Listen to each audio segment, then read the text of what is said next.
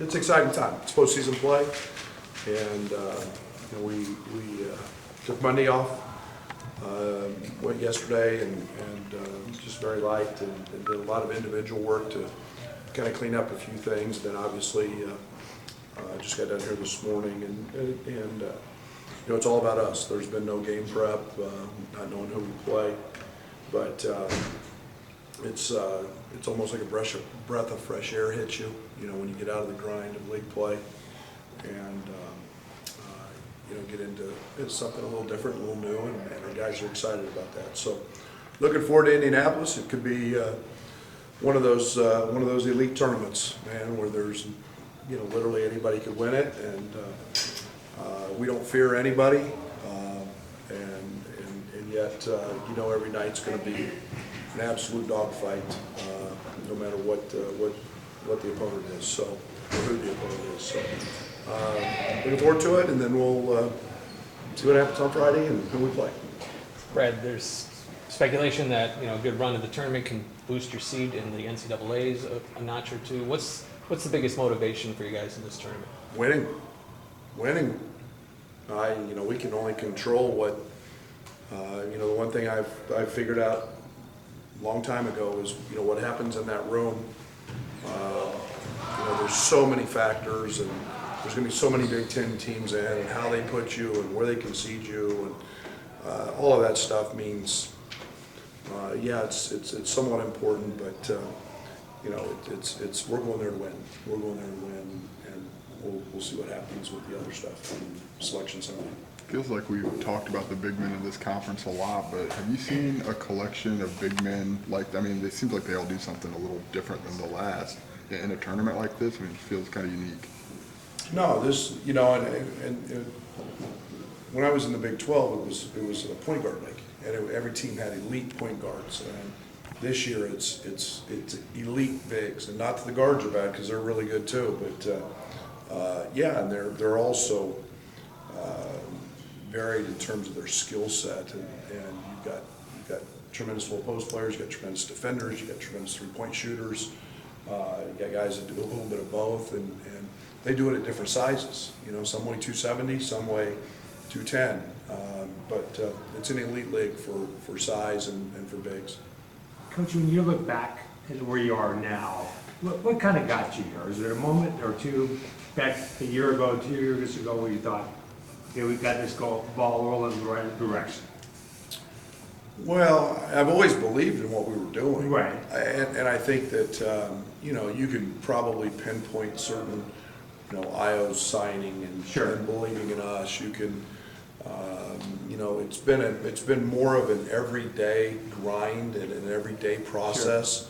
To get it here. It's nothing happens overnight. It's not like all of a sudden you wake up and you've got the winning lottery ticket and you're going to win games. It doesn't work like that. You have to earn your stripes, and you have to earn the right to have success. And I'm a big believer in that.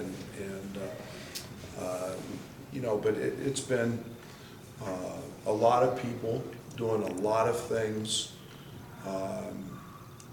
to help grow this and to help this transition, and the players probably don't get enough credit. Okay.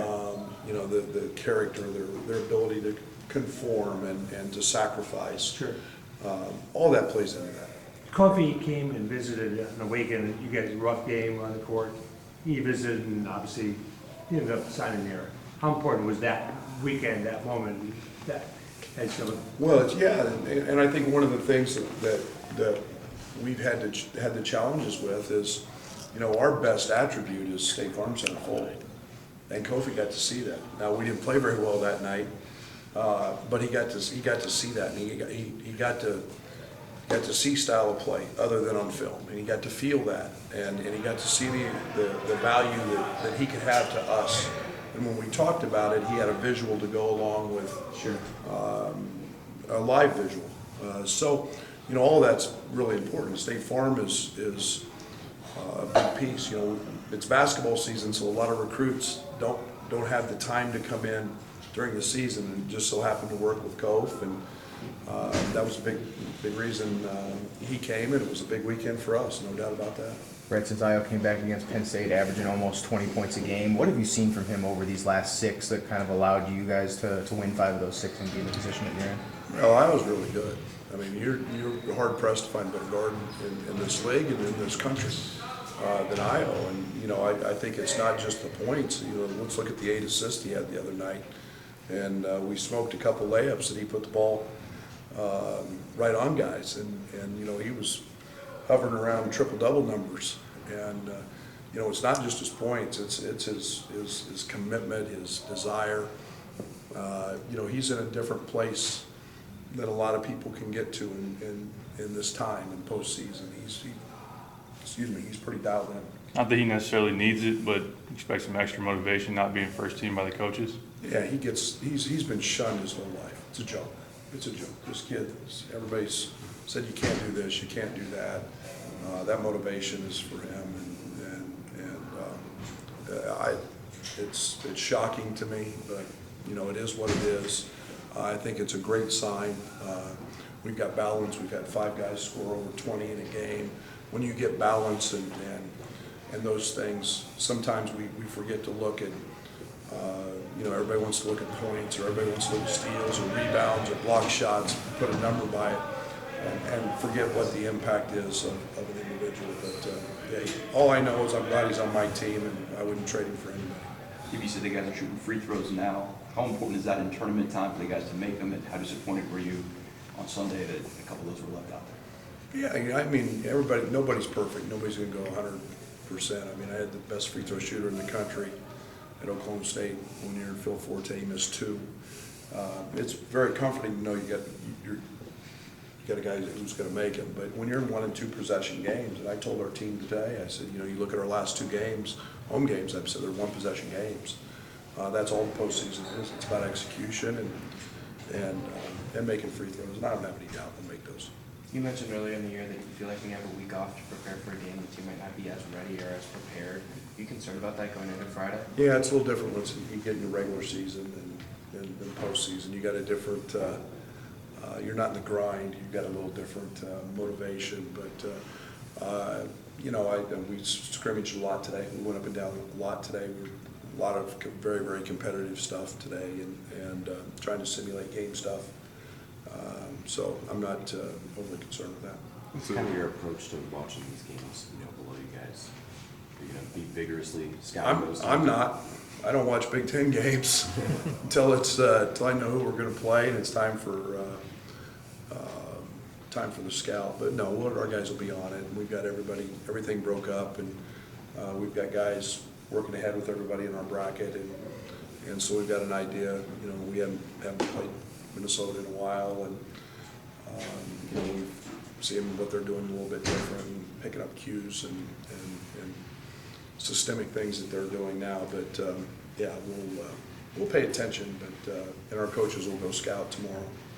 But you know, we'll deal with that as soon as that game's over on Thursday.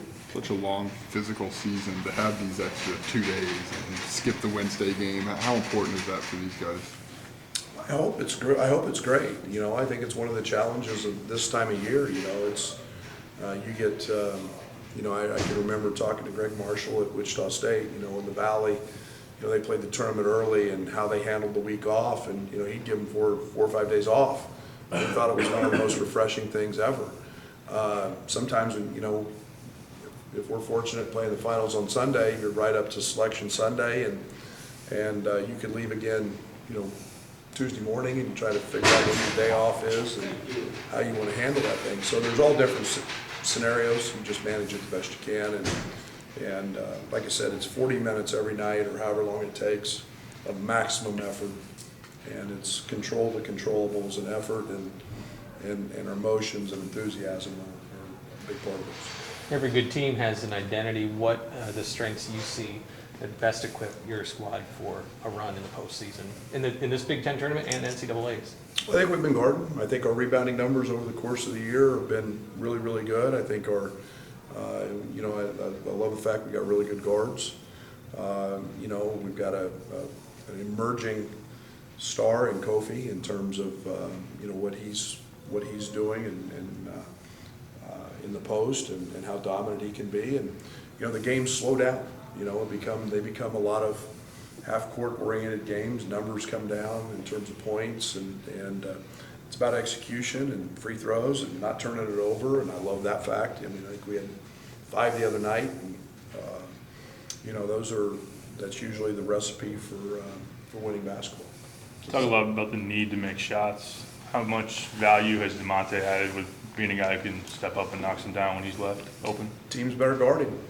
Teams better guard him. I've said it all along, you know, and it's, you know, it's been a huge asset for us is him making shots, because now it spaces the floor. It leaves things a little bit more open for Kofi in terms of the tags and where people can move, and then our ability to get the ball in the paint off the dribble, and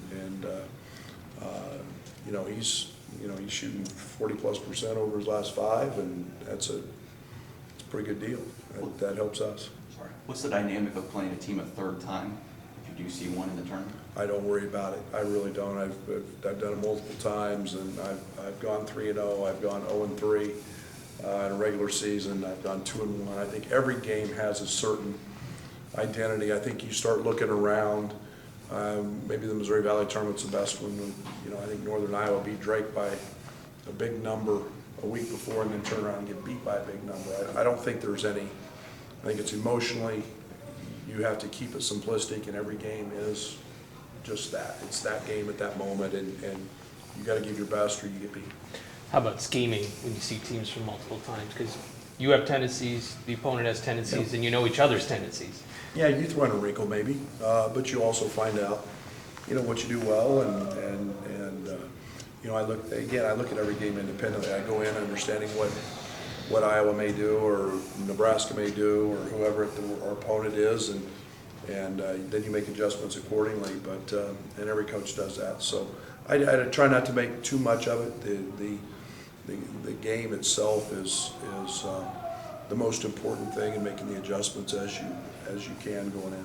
Sunday night, Georgie, again referred to last year as a beautiful struggle. I mean, does this season happen if you don't have maybe the downs of a year ago? Oh, no chance. I mean, you have to learn to understand how hard it is to win. You have to learn that. You don't just, like I said, you just don't reach in your pocket and say, hey, we're winning tonight. It doesn't happen like that, and we've got to be able to grow into those things. And the schedule last year, you know, almost beating Gonzaga, and then turning around and having, you know, Iowa State and Xavier the next night in Maui, and then you know, you get into the league and we continue to grow and get better and work, and that's what I'm proud of. That if any one part of this has turned it was that month of January, maybe early February. We continued to get better and believe, and then we could win some games. But this year doesn't happen without last year. Have you been told anything by the Big Ten or by Josh about the coronavirus, or any precautions, anything that might happen? No. Are you worried at all about anything? No. They tell me we got a game, I'll be there. What would the dynamic be like if there was no fans? Oh, I've never played one, so I don't really know that. I mean, I guess I have. A couple games in the South when our opponents didn't draw very well, so I've been in empty buildings, I guess. But I would be extremely disappointing for all the fans if that were the case. And I guess it's way beyond my level of understanding. But it's one of the greatest sporting events in the world. Is March Madness, so it would be very disappointing for those who couldn't attend and watch. Brad, you said something on Sunday along the lines of it's March, you give everything you can, and then the next night you do it again or give more. Is that something that, I mean, some guys have it, I suppose, but can you do something throughout the course of a season to get that mentality to that level? Well, that's why we have the saying, everyday guys. We try to do it every day in practice and demand that they work hard. So you learn to play for those moments and understand how to get yourself right, not just physically, but mentally. And it is hard. It's not lying. I mean, it's sometimes guys don't wind down real easy after a game, and they're a little sluggish the next, and whatever their own person is, You know, and that's why we practice as hard as we do, is to create that habit. Does the knowledge that you've beaten all the teams on your side of the bracket, does that make you guys feel confident about your path to, you know, maybe winning a Big Ten title? Yeah, like I said, I don't fear anybody. I mean, you know, I think we can play with anybody in the country, and we can play with anybody in this league, and you know, on that given day, we'll throw it up and we'll go do battle with anybody. Fred, how many Big Ten teams do you think should qualify for the Big Ten? 12? 10? You know, without sounding cliche, I mean, I probably asking the wrong guy, because I don't get into all the, but I think there's at least 10. And like I said, it could be 12. I don't, you know, who knows? I mean, Northwestern, Purdue, I mean, those guys, Indiana, I mean, you got Indiana playing today. I think they're as good a basketball team as there is. So I don't know everybody's schedules. I don't know I don't get on the metrics stuff and study that. But I know we got the best league. I know we got the best league in the country, and there should be a lot in there. Coach, in your long Gotta get career, close to wrapping up here. this is one of the more satisfying years. I know you got more games to go. Is this year one of the more satisfying in terms of what you've been able to accomplish? Ask me that in a month. You know, I mean, we did some nice things at SFA. I think every season's a little bit independent. I don't try to compare them too much to each other. You know, starting 0-6 in league play at Oklahoma State wasn't very much fun, and then to get hot and get in the tournament and feel like you had one of the best teams in the country. There was a lot of gratifying moments there. Every season's got highs and lows, or most do. But I'll answer that probably better in a month. And when you're kind of in it, you don't reflect maybe as much as you do when it's over. Thanks, guys.